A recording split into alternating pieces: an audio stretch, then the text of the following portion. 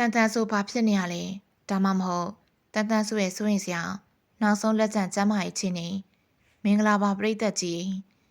အွန်လိုင်းပေါ်မှာရှမ်းကားနေတဲ့တန်တန်ဆိုကိုတော့အားလုံးဝိုင်းဆဲနေကြပေမဲ့အတွင်းသတင်းကိုတီးထားတဲ့တချို့ပုဂ္ဂိုလ်တွေကတော့တန်တန်ဆိုရဲ့ကျမ်းမာရေးချင်းတွေကအရန်ကိုဆိုးဝါးနေပြီး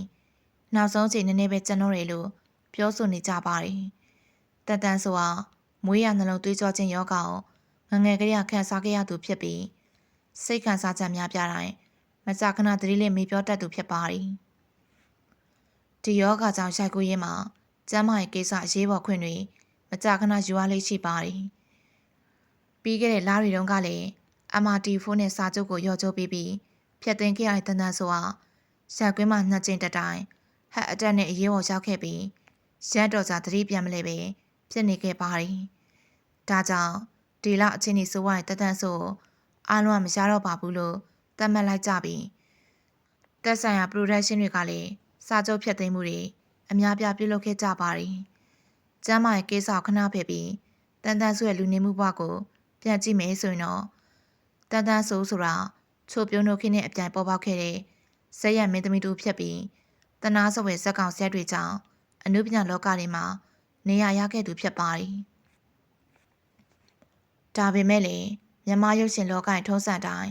ဇက်ရံတရုပ်ဆောင်တွေဟာဘယ်တော့မှအထူးကဇက်ကောင်နေရမရပင်တပွားလုံးဇက်ဖို့ဇက်ရံအဖြစ်သာနေထိုင်ခဲ့ရပါတယ်တန်တန်ဆိုကလည်းအနုပညာလောကထဲမှာအမေနေရတရုပ်ဆောင်လိုက်ယောဂတဲ့ဖြစ်လိုက်နေပဲဘာတမ်းမှမထွက်ပဲနှစ်ပေါင်း40ကျော်အနေခံရင်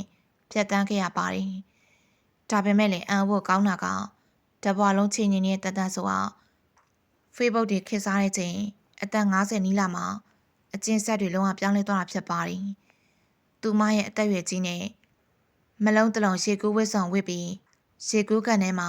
ဆက်စီပုံတွေခြိုက်ကူးခဲ့ပါတယ်။ဒါတင်မကသေးပဲသူ့ထက်16နှစ်လောက်ငယ်တဲ့ကောင်မလေးနဲ့လိန်တူတွဲနေကြောင်းအင်တာဗျူးတွေမှာလူသိရှင်ကြားကြော်ညာခဲ့ပါတယ်။လိန်တူကြိုက်တာနဲ့ပတ်သက်ပြီးပြောရမယ်ဆိုရင်မြန်မာအမှုပညာလောကထဲမှာလိန်တူချင်းကြိုက်တဲ့ထိတ်တန့်မင်းသမီးကြီးတွေအများကြီးရှိနေရမို့မထူးဆန်းဘူးလို့ဆိုရမှာပါ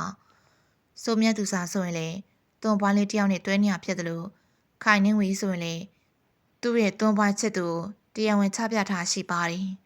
ဒါကြောင့်တတန်ဆိုတယောက်အတက်ကြီးမှလိန်သူရေးစားကိုပြိတ္တကအပြစ်မမြင်ခဲ့ပါဒါပေမဲ့လည်းတဖြည်းဖြည်းနဲ့တန်တန်ဆိုရဲ့ဇဲတွေကပြောင်းလဲပြီးမထော်မနှမ်းတွေဖြစ်လာခဲ့ပါတယ်ဒါကြောင့်မိမိအသက်အရွယ်နဲ့ရောင်းနေတဲ့နေရာကိုမှမထောက်ပဲဒီလိုနေချပြလိုက်တဲ့တန်တန်ဆိုအနုပညာလောကဂုံတီးရှိအတိုင်းအဝန်းတချို့ဟာစတင်ရှောင်ဖယ်ခဲ့ကြပါတယ်ဒီလိုနဲ့တန်တန်ဆိုရဲ့အနှစ်40လောလောဇက်ရံအဖြစ်မျိုးသိပ်ထားတဲ့ဒေါသတွေဟာပောက်ကွဲသွားလို့ထင်ရပါတယ်အခုအခါမှလေတန်တန်ဆိုဟာစောင့်ကြွားနဲ့စလုံးချင်းမှုနဲ့အောင်အင်တာဗျူးဖြေဆိုသွားပြီးအကယ်ဒမီမရလေငါဆရာမကြီးပဲငါအကုန်သိရငါအကုန်တတ်တယ်မကျေနပ်ရင်လဲတည်လိုက်ကြငါငယ်ရဒီချို့ပဲငယ်ကလေးကဒီလိုအကြောတင်ပြချင်တာအဲ့ဒီတော့အခုမသေးခင်ငါစိတ်ကြနေချင်သလိုနေမယ်လို့ပြောချခဲ့ရဖြစ်ပါတယ်ဒီအပြောတွေကြောင့်တနိုင်ငံလုံးရဲ့ဝိုင်းဆဲတာကိုခံနေရပင်မဲ့လေတချို့တွေကြတော့တန်တန်ဆိုကအသက်50ကျော်အရွယ်မှာသူမနှလုံးယောဂကလည်းနောက်ဆုံးချိန်ကိုရောက်နေပြီလို့ဆိုကြပါတယ်တန်တန်ဆိုပြောသွားတဲ့စကားထဲမှာလေသူမသေးခင်စိတ်ကြိုက်နေမယ်ဆိုပြီးကြော်ညာသွားတာမို့ဒီတိုင်းဆိုရင်တန်ဆိုတယောက်လူလောကမှာနေဖို့ချိန်ကအနှဲငယ်ပဲရှိတော့တယ်လို့လည်းခံမှန်းနေကြပါတယ်ပရိသတ်ကြီးတို့ရောတပွားလုံးအနေခံရပြီးယောဂဆိုးကြီးနဲ့ဆုံးပါတော့မယ်လို့သိလိုက်ရခြင်းမှာ